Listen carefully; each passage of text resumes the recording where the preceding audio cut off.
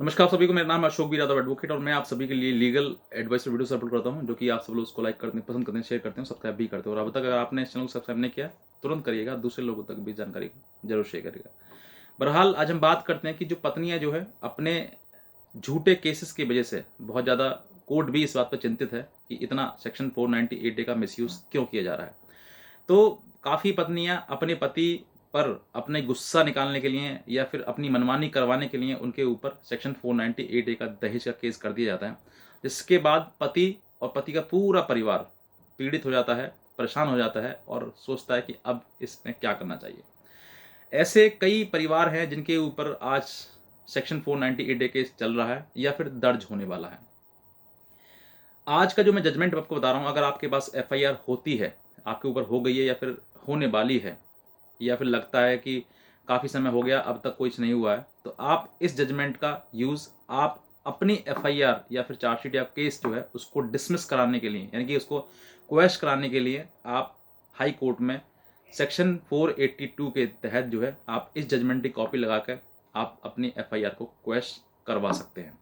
अब क्या है इस जजमेंट में और क्या है इसके फैक्ट्स, मैं आपको इस वीडियो के माध्यम से पूरा बताऊंगा। और अगर आप नए हैं तुरंत सब्सक्राइब करिएगा। और एक साथ ही साथ हमारा और चैनल है लीगल आई के नाम से, इस वीडियो के नीचे उसका लिंक दिया हुआ है, वहाँ पर भी आप हमारी वीडियोस देख सकते हैं। बहुत सारी आपको वीडियोस मिलेंगी, बहुत ज़्यादा आपको मदद हेल्प मिल सकती है। तो आप उस चैनल को भी आप सब्सक्राइब करें और वहाँ की वीडियोस भी आप देखें। तो Kahkasha versus state of Bihar जो कि केस है, इसमें क्या हुआ था कि दोनों की शादी हुई। शादी होने के बाद पत्नी जो है पति के घर मात्र 4 महीने रही और 4 महीने रहने के उपरांत पत्नी ने अपने पति और पति के ऊपर 498, 323, 504, 506 और 3/4 डीपी एक्ट के तहत एक एफआईआर दर्ज करा दी।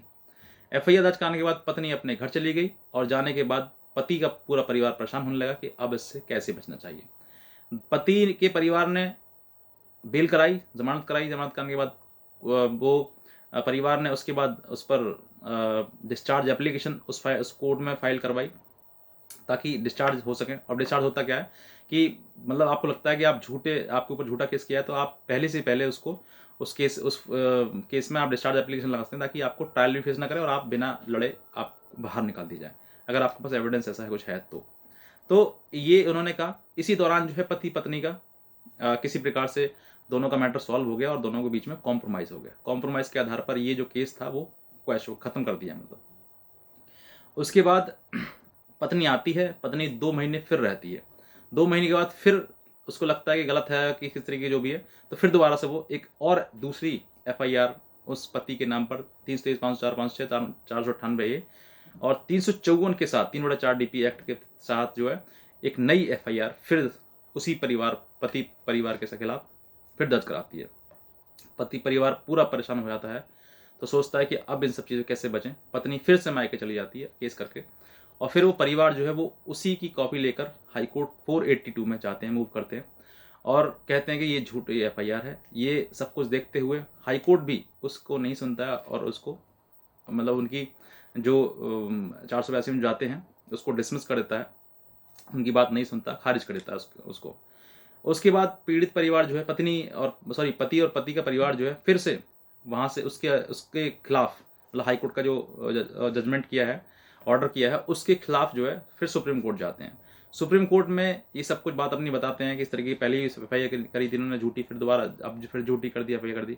तो काफ़ी दोनों की वकीलों की एक कंप्लेंट की तरफ से और एक्यूज की तरफ दोनों वकील हैं, तो उन्होंने एक दूसरे के लिए दलील दी, बताया कि सर इस तरीके की जो घटना है, ये घटना पहले भी एक एफआईआर दर्ज करा चुके हैं ये, और इसके बाद दूसरी फिर एफआईआर दर्ज कराई है इस घटना के साथ में।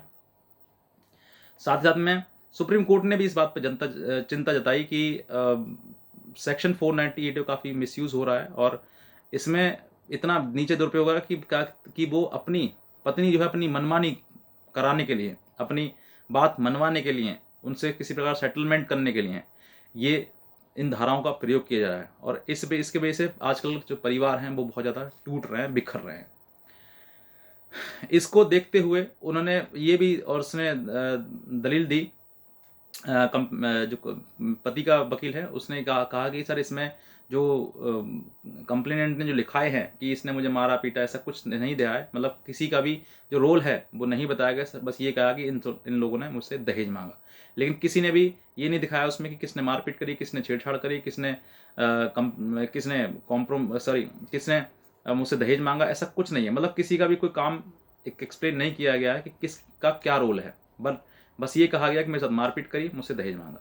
तो ये सब चीज़ देखते हुए लगा सुप्रीम कोर्ट का कि वाकई ये पूरा केस जो फॉल्स केस है, और सिर्फ अपनी दिमाग की गर्मी निकालने के लिए, या फिर उससे जो बातें कुछ हुई उनकी गुस्सा क्रोध उन पर निकालने के लिए इसने पत्नी ने दोबारा से जो केस किया है। ये सब देखते हुए ऑनरेबल सुप्रीम कोर्ट ने भी इस बात पर चिंता जताई कि वाकई इनका इस कानून का जो दुरुपयोग है वो सिर्फ और सिर्फ सेटलमेंट या फिर किसी प्रकार से अपनी गुस्सा या फिर अपना क्रोध निकालने के लिए पति और पति के परिवार पर किया जा रहा है, जिसकी वजह से बहुत ज़्यादा परिवार टूट रहे हैं, बहुत ज़्यादा जिंदगियां खराब हो रही हैं। तो ये बात कहते हुए सोचते हुए ऑनरेबल सुप्रीम कोर्ट ने इस एफआईआर को क्वैश कर दिया, रद्द कर दिया।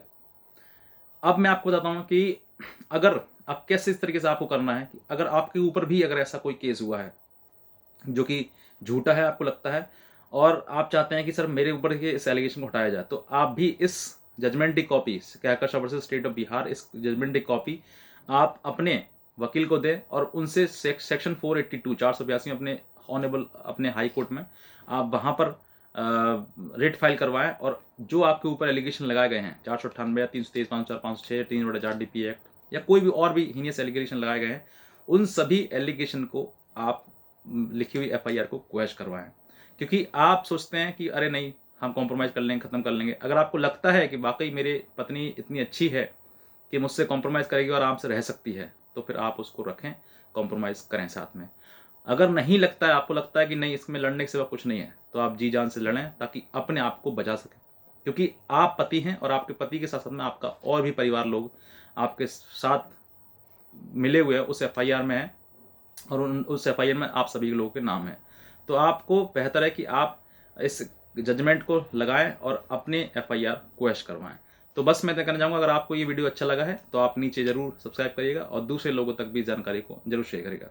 और एक हमारा चैनल और है लीगल आई के नाम से, उस पर भी आप वीडियोज़ देखें और वहाँ से भी आप अपनी कानूनी जानकारी को अपडेट कर सकते हैं और अपने आप को बचा सकते हैं। तो बस इतना कहना चाहूँगा, बाकी आज का वीडियो देखने में आपसे भी बहुत धन्यवाद।